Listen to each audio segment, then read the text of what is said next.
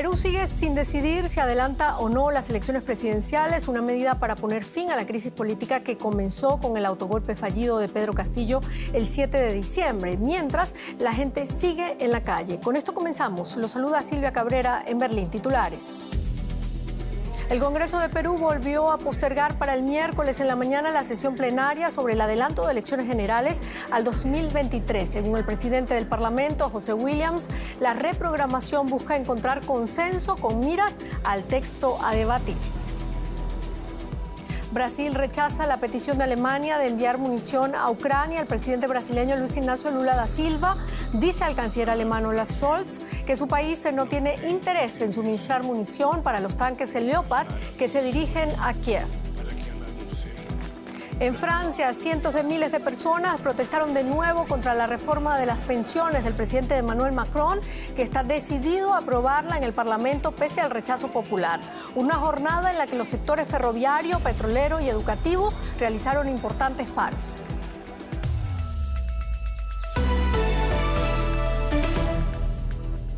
El Congreso de Perú aplazó por tercera vez el debate sobre el posible adelanto de las elecciones generales para este año. Ante la falta de acuerdo entre los partidos sobre la fecha de los comicios, se decidió postergar la sesión para este miércoles por la mañana.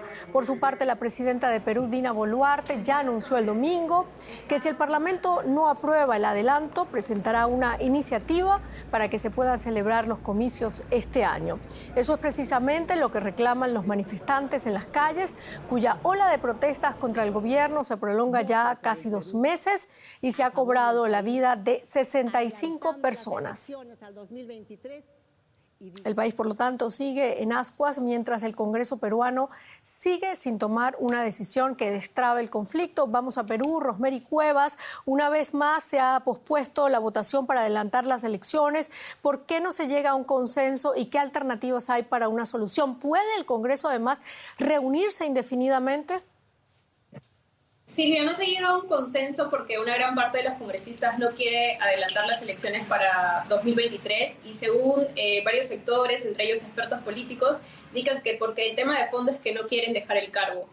Este tema de evaluar las elecciones para 2023 se viene analizando desde el jueves pasado y lo que han venido haciendo desde entonces es solamente posponerlo en medio de las manifestaciones que no solamente crecen en Lima, sino a nivel regional. Lo que aparentemente está en discusión ahora es un nuevo texto que propone unas elecciones complementarias para fines de este año, pero que este mandato solamente dure hasta 2026, es decir, que se elija un nuevo gobierno y un nuevo Congreso, pero solamente por 3 años, lo que en base a analistas tampoco daría mucha estabilidad al país.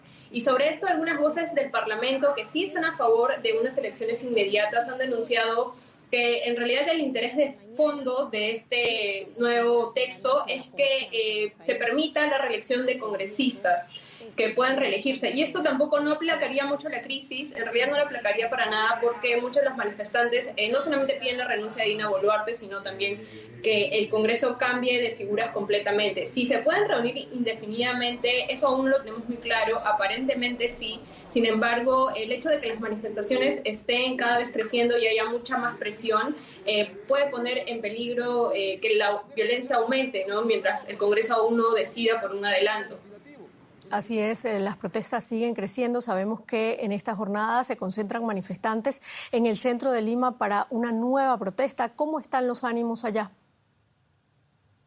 Como siempre en las manifestaciones, debido a la represión policial, los ánimos empiezan como de tensa calma. Como habíamos mencionado antes, son manifestaciones que empiezan completamente pacíficas, pero la violencia de ciertos grupos depende mucho de la represión que vaya a ejercer la policía durante la manifestación. Hemos visto que afuera del Congreso hay un número bastante grande de policías, incluso hay 2 tanquetas de militares que están esperando si es que los manifestantes llegan a acercarse en realidad bastante. Y bueno, también esta manifestación en Lima y en varias regiones del país, especialmente del sur, se dan momentos en los que ayer, por ejemplo, nuevas cámaras de seguridad mostraron cómo es que el último fallecido en las protestas de Lima fue alcanzado por una bomba lacrimógena que fue disparada directamente por un policía que se estaba acercando a un grupo de manifestantes que estaba en la vereda, ¿no? Esta investigación ya está en la fiscalía por aparente asesinato. Y bueno, como decía, esta manifestación se está organizando en base a estas noticias. Las brigadas dentro de las marchas están cada vez más organizadas, están haciendo convocatorias para que personas puedan ir a sumarse a las manifestaciones. Muchísimas gracias, Rosemary Cueva desde Lima.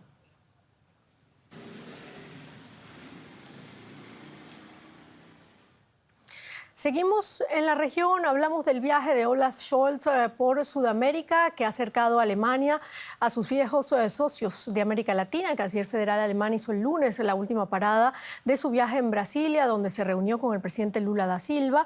Aunque vuelve el entendimiento entre ambos países, quedan patentes las diferencias, sobre todo en torno a Ucrania. El presidente brasileño afirmó que su país no enviará armamento a Ucrania, propuso en cambio crear un grupo de paz para acabar con el conflicto. La llegada de Scholz al Palacio de Planalto, un lugar hace 3 semanas vandalizado, hoy sede de conversaciones de 2 países amigos. Ahora con más puntos en común, pero que miran hacia Ucrania desde ángulos muy distintos.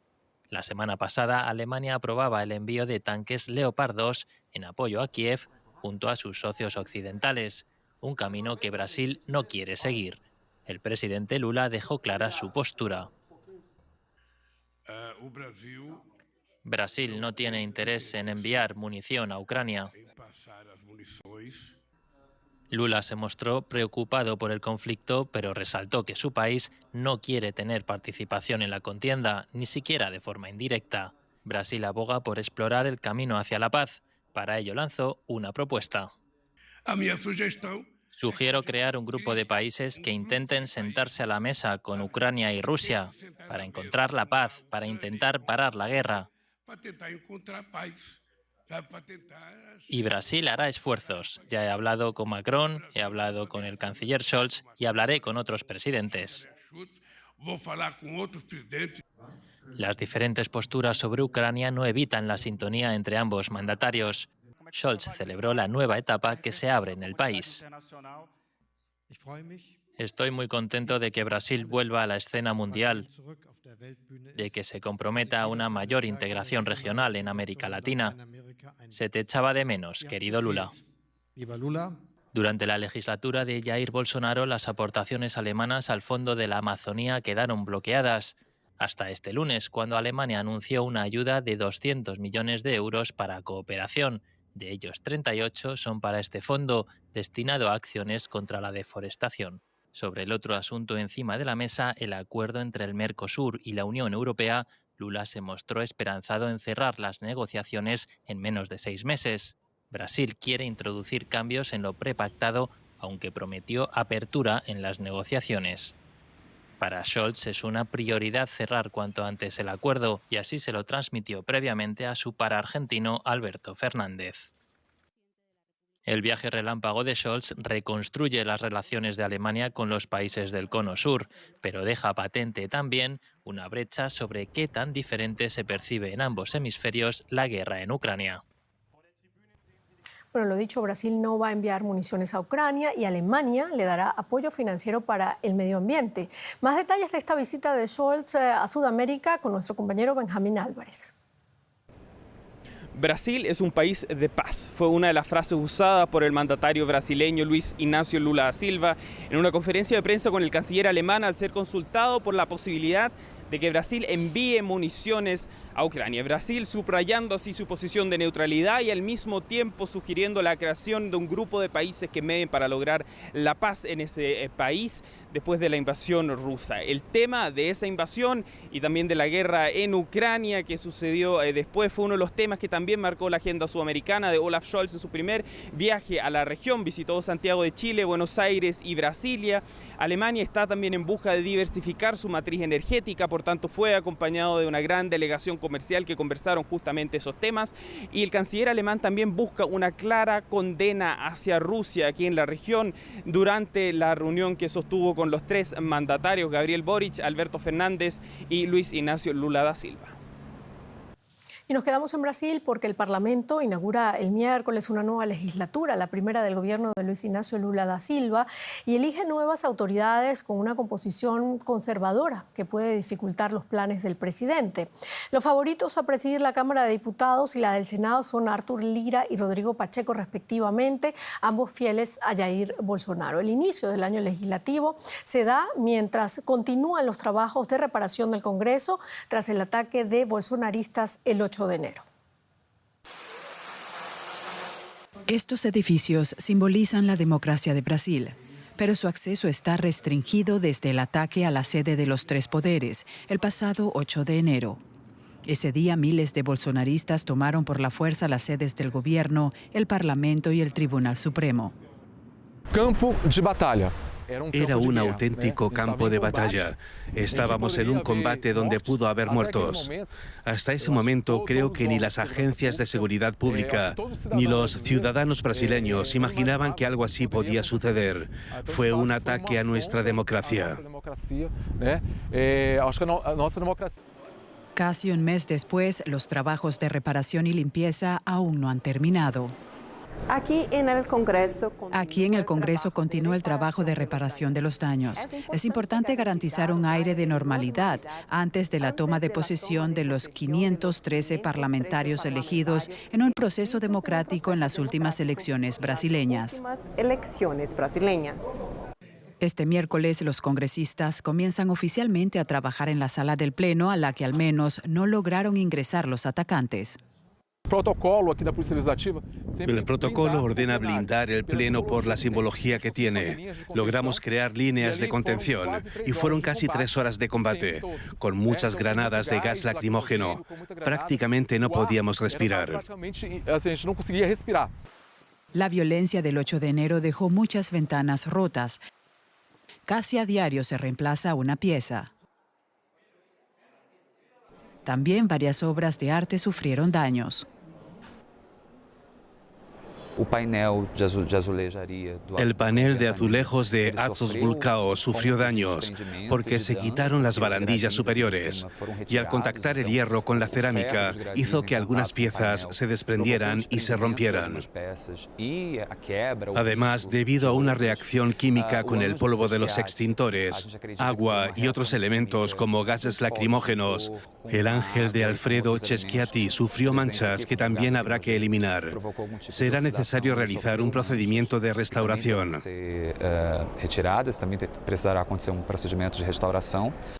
Varias obras de arte que resultaron dañadas por los invasores esperan ser reparadas. El minucioso trabajo se lleva a cabo en este departamento especial del propio Congreso, de la mano de un equipo de 11 profesionales.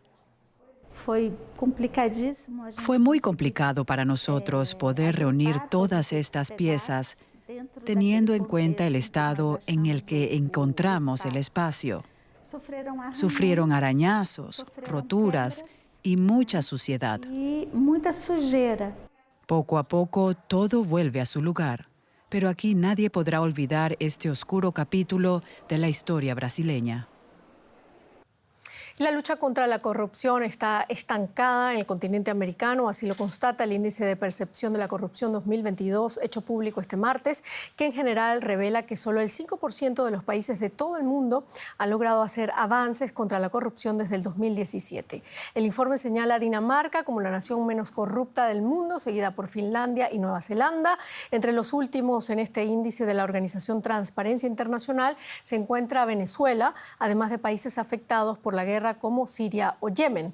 El país con menor corrupción de América Latina vuelve a ser Uruguay, justo por delante de Chile. No obstante, la inmensa mayoría de los estados de la región siguen teniendo unas tasas de corrupción por encima de la media mundial. Y hablamos de economía ahora con Andrés Blumenkranz. ¿Qué tal, Silvia? Sí, vamos a hablar del Fondo Monetario Internacional y su último informe sobre la perspectiva para la economía mundial. Y tenemos por fin buenas noticias después de mucho tiempo. Parece que el fantasma de una recesión global se está alejando. Las causas, la inflación está empezando a ceder y China ha dejado de lado la política anti-COVID 0. Se atisban perspectivas económicas favorables por primera vez en un año marcado por las crisis económicas, la inflación de costes y la guerra de Ucrania. El FMI prevé para 2023 un crecimiento global del 2,9%, 2 décimas por encima de su última previsión de octubre. Y aunque por ahora los temores a una recesión están en segundo plano, este año podría ser muy exitoso para Brasil. Las previsiones de crecimiento de Estados Unidos son del 1,4%. Brasil ha demostrado su capacidad de adaptación financiera y para 2023 podría experimentar un incremento del 1,2%. La zona euro se espera que crezca un 0,7%. En cambio, debido a la elevada inflación del Reino Unido, se estima que su economía se contraiga un 0,6%. Sin embargo, las proyecciones para la economía mundial parecen mejores. Veremos una rápida reapertura de la economía. Si pensamos en China y su impacto en la oferta mundial, podemos anticipar que una vez que la economía se reabra por completo, habrá menos interrupciones en la cadena de suministro que las experimentadas en 2022, cuando aún hubo confinamientos y cierre de fronteras. Para 2023 esperamos expandir toda la producción. Con la apertura de la economía china, una cadena de suministro más eficiente y la inflación a la baja, cierta estabilidad podría estar más cerca. Y de este tema, por supuesto, vamos a hablar inmediatamente con nuestra corresponsal financiera Ana Nieto, que nos escucha en Nueva York. Ana, en octubre el FMI decía que si no había recesión en la mayor parte del mundo, se sentiría como tal de todas formas. ¿Qué es lo que ha cambiado? Pues que los mercados laborales han aguantado, que la demanda se ha mantenido y ha mostrado bastante resistencia ante la crisis, que el invierno ha sido suave en Europa y eso ha permitido un cambio en el gasto, que la progresiva caída de la inflación está ayudando y desde luego lo que dice el economista jefe del Fondo Monetario Internacional, Pierre-Olivier Gourinchas, la apertura de China son factores que están ayudando a que la mayoría de las economías no acaben en la recesión que se esperaba hace apenas unos meses. Ahora bien, aunque no hay tanto pesimismo, 2023 va a ser un año duro y no va a ser ni de lejos como el año 2022. El crecimiento va a estar muy por debajo y además va a haber riesgos, como siempre los hay. Esta vez siguen llegando de Ucrania, del posible recrudecimiento de la guerra en este país. También se espera que la inflación no repunte, pero puede llegar a ser transitorio el hecho que se esté rebajando y que la apertura de China no dé pasos atrás o que no tenga un efecto inflacionista. Hay que recordar algo que ha dicho el economista jefe. China e India van a ser responsables de la mitad del crecimiento global este año y en la Unión Europea y Estados Unidos apenas del 10%. Gourinchas también ha dicho que se está empezando a ganar la batalla contra la inflación, pero todavía no se ha acabado esta guerra. 2024 va a ser algo mejor que 2023, pero no como 2022. América Latina, Ana, está incluida en esta mejora de las previsiones, al menos para el 2023. ¿Qué análisis hace el FMI en nuestra región? Sí, el FMI ha revisado al alza la previsión de crecimiento de la zona, en parte por la fortaleza de dos de sus grandes economías, tanto Brasil como México. La apertura de China, un gran inversor en la zona y un gran socio comercial de estos países, va a ser definitivo para esta mejora de las previsiones. En el caso de México, Gourinchas ha dicho que hay mucha sensibilidad a factores externos. También la mejora de la economía en Estados Unidos va a ayudar al socio del sur. El FMI cree que México ha llegado casi al final del endurecimiento de sus tasas de interés y espera que este año la inflación baje por debajo del 8%. Donde no hay tanto optimismo es en Argentina. El año 2022 fue algo mejor de lo que se esperaba, pero 2023 no hay cambio en las previsiones. Un crecimiento del 2% y se espera que con las medidas de endurecimiento económico y monetario la inflación se rebaje por debajo del 100% que está ahora. Ana Nieto en Nueva York, gracias. Hasta la próxima. Más información con Silvia Cabrera. Gracias, Andrés. Continúa aumentando el número de fallecidos en el atentado suicida perpetrado en una mezquita de la ciudad pakistaní de Peshawar. Al menos 100 personas murieron. Los equipos de rescate siguen buscando entre los escombros, pero se desvanece la esperanza de encontrar más sobrevivientes. Muchas de las víctimas eran efectivos policiales de una comisaría que rodeaba la mezquita, aunque un comandante talibán pakistaní reivindicó en un primer momento la autoría del atentado. Un portavoz del grupo ha negado cualquier implicación.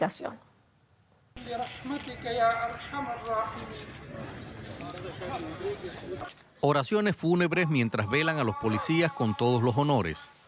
Horas antes, un suicida detonaba su chaleco en una mezquita durante la oración de la tarde. Los equipos de emergencia acudieron rápidamente al lugar de los hechos. Algunos utilizaron sus propias manos para rescatar a sobrevivientes entre los escombros. Llegamos al lugar y todo era un caos. Rescaté a 7 personas y las subí a las ambulancias. Una parte de la mezquita se había derrumbado totalmente por la explosión. No puedo dar la cifra exacta de víctimas. Había muchos fieles en el momento de la explosión. La mayoría de las víctimas eran miembros de los servicios de seguridad de Pakistán. La mezquita se encuentra dentro de un complejo policial en una zona de alta seguridad junto a otros edificios gubernamentales. Supone una importante falla de seguridad. Aún no se sabe cómo pudo el terrorista colarse en el recinto cerrado y hacerse explotar entre cientos de devotos. Hay decenas de heridos en estado crítico.